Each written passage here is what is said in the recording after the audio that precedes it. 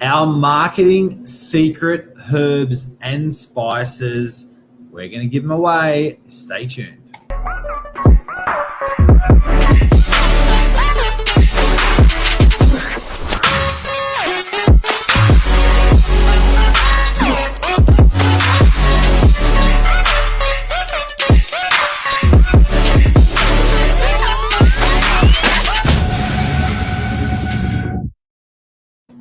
It's Monday evening. You know what that means, guys? It means you've got us, Novak News, every Monday night, 8 p.m.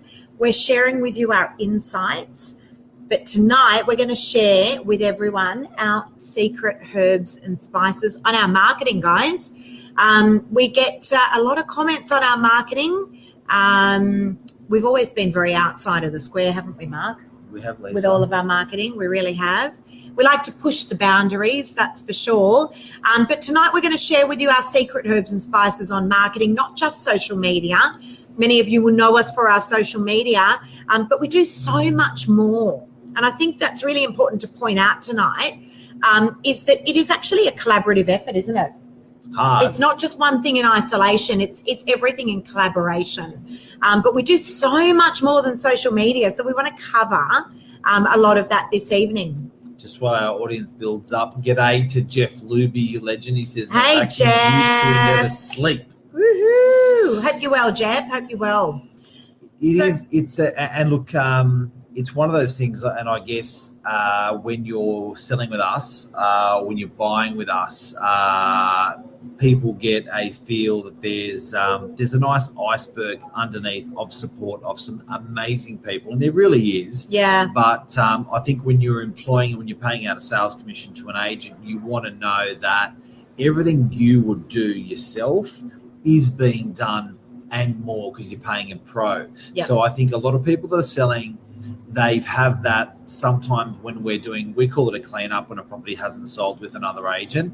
And an owner has like that feeling after a clean up that after their property not selling is, why isn't the agent doing this? Or why isn't the agent doing that? And I haven't even had this. And what about that? They themselves have picked that every stone's not turned over. They themselves have picked that there's more that could be done, that they would have done this and they would have done that.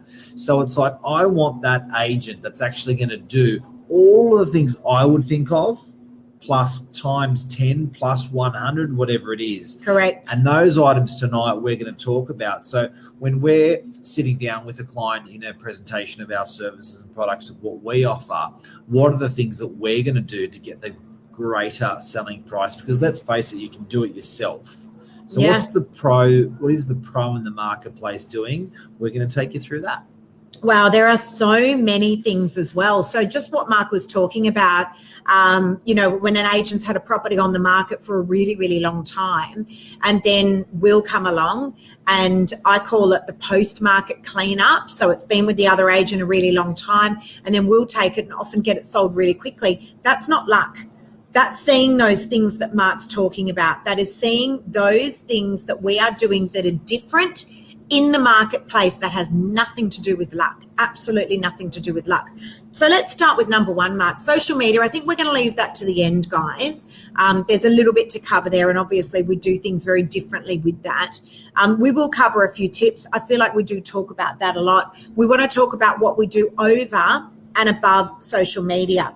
So here's number one, DL cards. I know it sounds crazy, and I know these days people think, who the hell checks a letterbox? The reality is we do tons of them, and they work. They sure do. They work. How many do you reckon we generate, Mark, a week? 10,000. 10,000 DLs go out across the northern beaches every week. We do loads of them. That's all different team members in the office, but why do they work? They work because with marketing, it's actually a 3-point touch theory. So I don't truly believe the DL card works just on its own. Someone doesn't go to their letterbox. In isolation. Yeah. People don't just go to the letterbox, see the DL card and call Lisa or Mark Novak. They've seen other things. They've seen the social media, they've seen a signboard, and now they've seen the DL card. that's where the DL card works really well. They'll hold on to it and they'll think, you know what? I'm going to call them. I've seen these guys around now a couple of times. I'm just going to hold on to this and I'm going to call them when I have a moment. That's where they work really well. And a big one of the letterbox drops is, say you're selling your home and say you're in a cul-de-sac. There may be another 5 cul-de-sacs around you where people live. Now, believe it or not, I'll give you an example. We had a house in we had 1.8 acres that we sold on the weekend in Belrose. Yeah. Now, surely the people that actually own in the area are the best mascots for the area. Mm-hmm. Those people, they say, get this, they say when you actually go to a funeral, it's a terrible topic, but there's a circle of influence around you. How many people do you turn up to your funeral? If there's going to be 80 people or 100 people that turn up to your funeral, that's your circle of influence. They're the people that you help out. Now, when you do a letterbox drop, you're hitting all of the homes in that local area. All of those, say you hit 100 homes or 200 homes, those people have a circle of influence of about 100 friends or family. So they may know little Billy that wants to buy a unit. They may know Uncle Mike that wants to buy an acreage. That's why letterbox drops work, because they're circulating the word out to the locals. The locals talk to everyone else in their sphere of influence. It's a cracker. And it's old-fashioned marketing, but the reality is they still work. We do tons of them. So I personally have got a campaign where I will put a pointer, so a directional in a street, generally where I've just sold, and it says, I'm appraising your street this week. Please contact me for a free appraisal.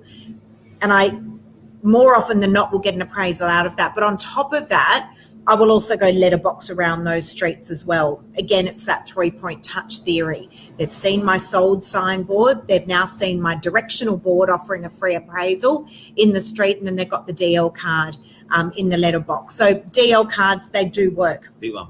Not only that, it's a great way of being able to tell the community what a property has sold for. No one else loves to know more what a property sold for than people that live in the area. Who doesn't love to know that? So it's a great way of getting that kind of information out. So it's print, it's old-fashioned, it works. It's locals in the area and their sphere of influence. What's the next one? Can I just on that, Mark, with DL cards, I often think about elderly people. They used to love to pour through the newspaper. Anyone over 50. Right? They used to... I'm lucky I'm not 50 yet. No, that's not old anyway. But, our elderly clientele, they used to love to pour through a newspaper. That is where they found properties. Now, newspapers, particularly on the Northern Beaches for our real estate section of the Manly Daily, is now obsolete. Yep. These old people... Didn't that happen just out of like that? It just... Such a massive publication around for 50, 70, whatever years just went poof up in smoke. Correct. So that's now gone. These older clientele love to get things in their letterbox. They do. DL cards, they work a treat. Now, off DL cards, another thing that we do is we do direct mail outs.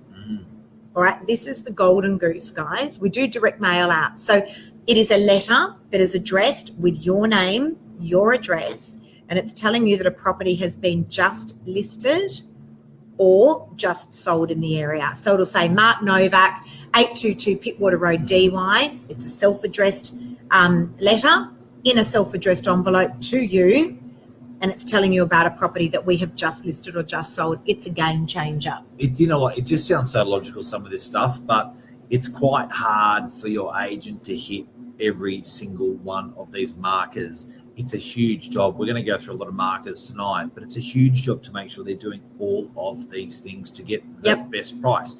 A perfect example of the direct mail is how many times would you have, you may have been dreaming of buying the house next door to yours. You were never notified. So you may be a landlord that always wanted the house next door to yours, but you never saw the board go up. So direct mail is important. Could be in the unit block. Say you've got your mum owns in one particular unit, one particular block, and you would love to own the one next door. Now, if mum doesn't if there's no signboard, but there's a direct mail going to the unit and, saying, hey, So I'm for sale, and mum gets it going, hey, the one next door's come up for sale. Yeah. You're like, yep, come and have a look. So direct mail is a massive one. So guys, for those of you that have just tuned in, we're talking about our marketing secrets. There's a whole lot more that we do here at Novak than just social media. I think because we're so social media heavy and we're so prominent across our social media channels, people think it's all we do. It's not. We do a ton of other marketing, a ton. The same levels that we do on social media, we're actually doing in all of these different facets of marketing as well. I've got a good one. Go for it. Street frontage. Yep. Our office is at the entry point of the biggest suburb in the Northern Beaches. Yeah. So anytime someone thinks, I want to buy, they've seen the sign, they've seen the agency, they ring and say, hey, I want to buy, we got your buyer. So it's one of those things, if you add up all of those little 1%ers, if you add up all of those inches, it's all going towards a better sale, a higher sales price, a faster sale. It's all building towards that. So, even to presentation of the office, prominence of the office rather than being off the street, presentation of your agent. Imagine if your agent turns up in board shorts. All of these markers are important. So I think a big one, street frontage, is huge. Absolutely. Huge. Well, it is top of mind, Mark. And we get hundreds of thousands of cars passing us daily. We're on a very busy road. We're on the main arterial road in and out of the Northern Beaches on Pittwater Road. And we sit at the gateway to DY. And so we're hard to forget. What we found started happening a lot was a lot of these new agencies that were opening up or relocating were actually moving away from street frontages. They were like, oh, people don't come into the office anymore. We can be up on level 5 of a building. The reality is people do. Our office is full of people all day, every day, because it's easy to park and it is unforgettable. And we serve food and great tea and coffee as well. Looking after people, just looking after them when they come in. 100%. That makes our landlords money. It makes our people that are selling property, our vendors, makes them money as well. What's balls mean? Okay, so balls, actually, hang on a sec. I'm going to go and grab some. And I mean that in the nicest possible way. Just a minute. I'll be back. I'm just grabbing some balls. So while Lisa's getting that, another one is... There you go. Look at that. Balls. How do these make money for someone? Balls. Did you get that? All right. So, Mark, this was your idea. Let's go. Talk us through it. Talk us through that. That looked really cool. Yeah. Okay. So, guerrilla marketing. So we've got clients that have storage. We do commercial. We do storage.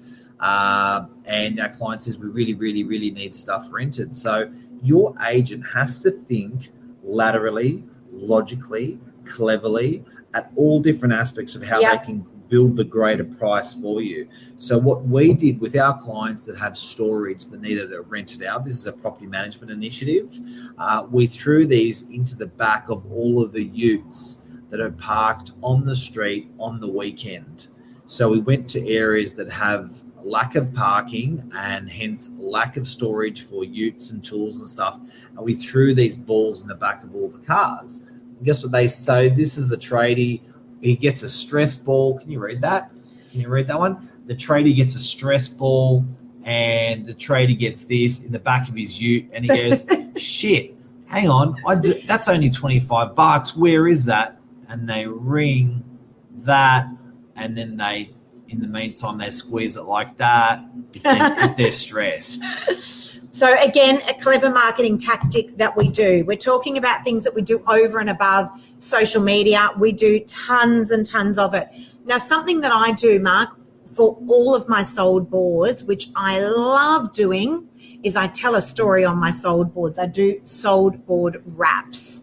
So we take the board that's there, not that kind of wrap, but we take the board that's already there, that was the for sale or my pre-market, whatever it was, and we get a sticker and we actually properly, professionally wrap the board and tell the story.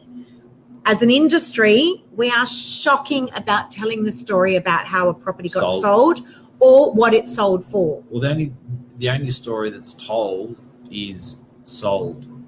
And it's like, a 4-letter word, Yep. and that is it.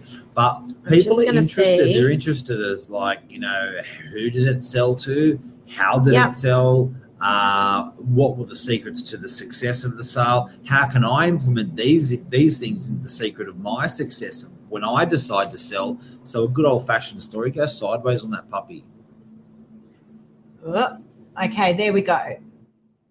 So that is a proof of one of my sold signboards that's going up today.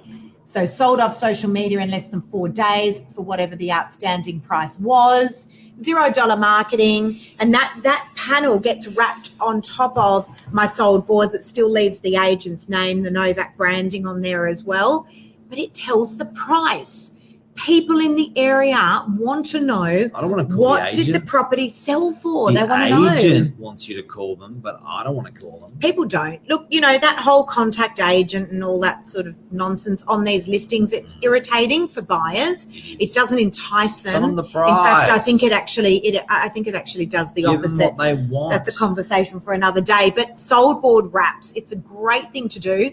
Not only that, but, you know, you can wrap a signboard. It's a billboard, for God's sakes. Even on realestate.com.au and our website, all of our properties have a price sold disclosed. Yep. It is so frustrating as a buyer or as a seller when I have to ring the agent to find out what it's sold for. That sucks. Agreed. So that is a massive one. And another big thing that we do is we do direct SMS. What's the word for it? We do direct SMS send outs. Relevant stuff, yeah. Now, we do a ton of this, guys. We've got something on our window at the moment, actually, that says the Northern Beaches market has gone crazy. Want to know what the market's doing? SMS the market to 0460 111 111. I'm going to write that down for you guys. And we will send back to you guys straight away a video of what the market's doing here on the Northern Beaches. It's Mark and I talking about the market. So again, very, very clever marketing. It's plastered all over our street frontage at the moment, and very clever SMS marketing. So you message the market to that mobile number and we will send you back a video, which goes for about 15 minutes, on what the Northern Beaches market is doing. Fabulous. Awesome for the community. And awesome for all of those out-of-area buyers that we're seeing that are coming in the droves to the Northern Beaches. There you go. I've just sent it across to everyone. You can read that. Beautiful. So that's a campaign where people can just find out exactly what's happening in their local property market. Don't have to sit there and ring your real estate agent. Just there's a video that'll come through straight to your handset. All you got to do is SMS that word to that number. So you SMS the word market to that number. Boom. Clever marketing. Happy people. That's what you want to do. When you are thinking about doing marketing, you want to take the pain away for people. I always say you want to do with your marketing, you want to try and market as if you are marketing to a 5-year-old.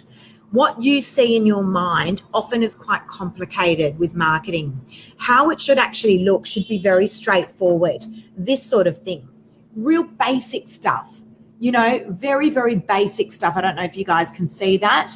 So knock them between the eyeballs. You've got about 3 seconds to grab people's attention with marketing. You want to make it worthwhile. Don't give too much information away. Give enough so that it makes it enticing to people and it makes it engaging and it makes them wanting more. All right. So often we give too much information away with our marketing. It's a bit of a fine line. Design wise, it's also got to be very clear and very concise. Very visual, yeah. All right. And extremely visual as well. Mark, SMSs, there was something else you wanted to cover with that about an auction on Saturday. I'll give you an idea. We, I think communicating with your marketplace, we do very, very well. And for instance, when a property sells at auction, I want to know the moment it sells at auction how much for. So we actually send out the live video. We send out the price to everyone who attended. So if there's 200 people that attended, 200 say, hey, we just sold the property for this price and here's the video if you want to watch the auction. That's convenience. Now, that's the sort of stuff that buyers like to come back. They like to deal with you because they know you're no fast and you're giving out good quality information. That helps people get a better sales price for their property when you're building that following. Absolutely. Now, last but not least, we're going to talk a little bit about social media. Obviously, that is a marketing phenomenon. We're big advocates of it. Obviously, we do a lot of it in our business, but I feel like the industry is slowly starting to catch on. Yeah, before we open up on that, can I just set the scene? Sure. Thank you, Lisa. So agents, part of the reason you use a real estate agent is because they have a database of buyers for your property. You don't. So you go, I'm going to ring the agent because he's got all the buyers in my price range, and that's a leg up. We can spend months or years finding your buyer for you before you've actually engaged us. Now, there's two types of database, and this gives you really good clarity on the agent you should select based on this. There is your database of buyers, people that are qualified and looking to buy that have been through other open houses, that have inquired on other properties. That's called a static database, and it's something that people have been very, very used to the last 10, 20, 30 years. So a static database, you've got the buyer's email address, you've got the buyer's mobile number, and you've got the buyer's Christian name and surname, and what they're after. That's a static database. Your agent knows who the buyers are. You can literally say, print out all the buyers, and they can give you a list of the printout of all the buyers that they have. It is a static database. How good is that agent's static database? Static database depends on what they've sold similar to your place, and it depends on how much they work it, how much they talk to those people, they interact with those people, they impress upon good things, because if you don't like the agent and they ring you with a property, you're still not. So you want to be reasonably impressed with the agent that's doing it. That is a static database. Over to the next one that we're going to talk about, which is much more important these days. It's called a virtual database. So Lisa has on her virtual database, Mark has on his database, Glenn has on his database, Stefan has on his database. All of the salespeople in our office are wonderful at digital. They're ninjas in digital, that they've created a tribe, a following of people on their virtual database. They put up a property and they generate a massive amount of inquiries off that property that gets that goes up on social, for instance, and their Uncle Con rings them and says, I want to buy. Or their buyer that came to their open house 2 weeks ago says, I want to buy. So it's a virtual, so it's very proactive rather than a static database, which is reactive. Correct. Might have missed that. No, I think that's a good explanation. But I really just want to cover, Mark, why do some people's social media work and others don't? All right. So I'm actually going to be talking about this. Why does it actually work out? Well, why is it successful for them? Why is it successful for some people and not successful for others? What are the things that I see where the mistakes maybe are being made in social media? And I'm actually going to be talking about this in a few weeks' time at the world's largest real estate conference called ARIC, up at on the Gold Coast on the 30th and 31st of May. I'm going to be speaking to 4,000 people about social media and selling property off the back of social media. So I used to say to you, Mark, and you used to get annoyed, I used to say, I don't know, I'm not an expert at this. I'm self-trained. And now I'm starting to think, maybe I am an expert at this if I'm being asked to go and speak at these big global conferences. Your mum gets annoyed with it. Why? Because you're training people. Because why do you tell everyone your secrets? Well, but we all know the secret to getting fit and being healthy. Why isn't everyone skinny?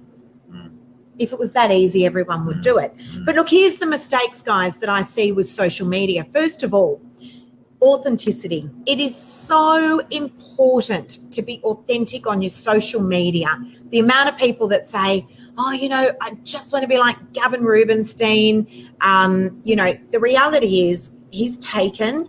You've got to be yourself. You've got to be very authentic, and people do want to see your face on social media. As awkward and uncomfortable as that is, you do you. They do. You do you.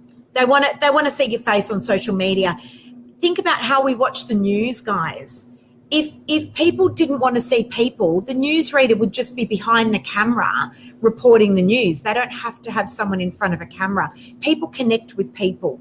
So it's really important that you do put yourself out in front of that camera. When you do, don't be on it for too long. When you're actually going to show people through a property or do any sort of marketing, and this is a bit of a news segment, it's a little bit different. But when you're actually advertising, episodic segment. It is. When you're advertising a product on your social media, you got to knock people between the eyeballs fast. You got 3 seconds to grab their attention. So you've got to do it quickly.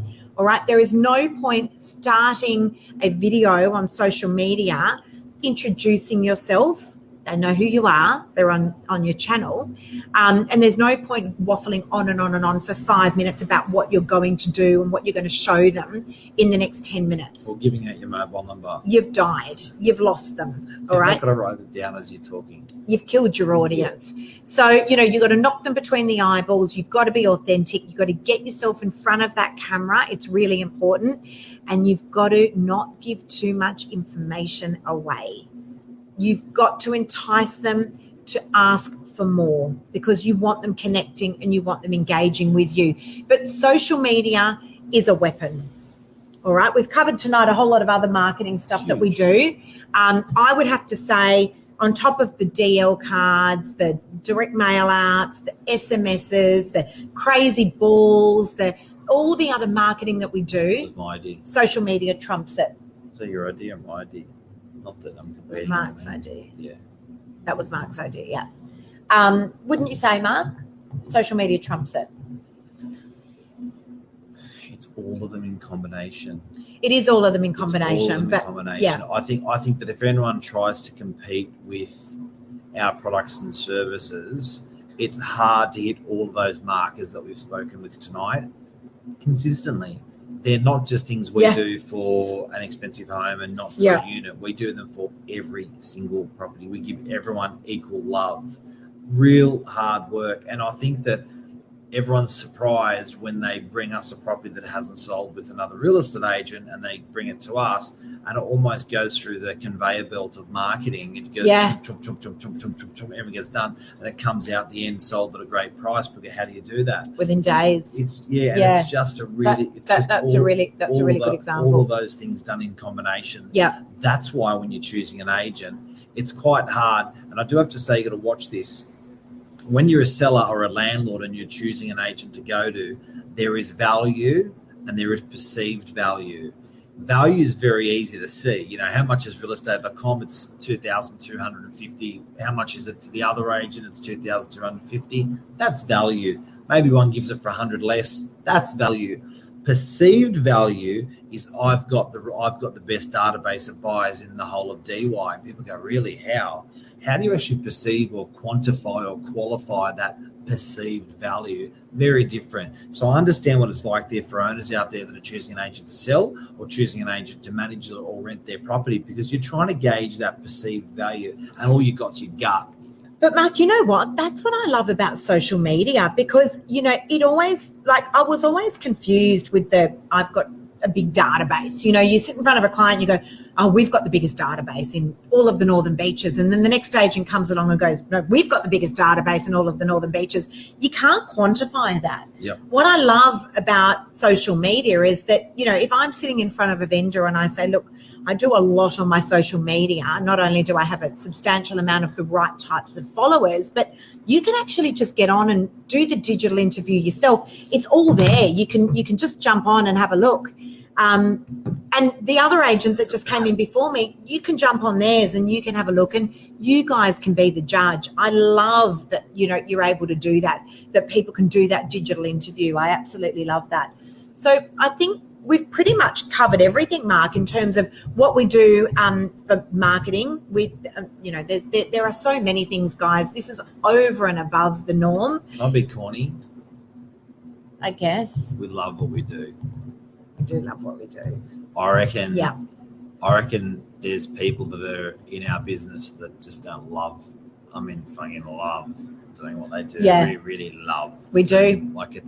That's a big one. That passion you buy, you can spot a mile away, the no bullshit. And I think that part of that is it's not just reading dialogue out to someone that wants to sell or someone wants to rent their property. It sits in your core that you really want to help people and you really like your business. So I think that's huge. Not only that, I often say if you're crazy enough to dream it, you're crazy enough to do it. You've actually got to be crazy enough to say, really? You know what? Let's just give that a go. Chuck these into the back of utes for our storage units. You've actually got to be crazy enough to do this stuff. I think people feel very comfortable just going with the crowds, following the sheep and just doing what everyone else does because that's what everyone else does. Crazy enough to do it, you're crazy enough to dream it. I reckon that's a wrap. That's a wrap.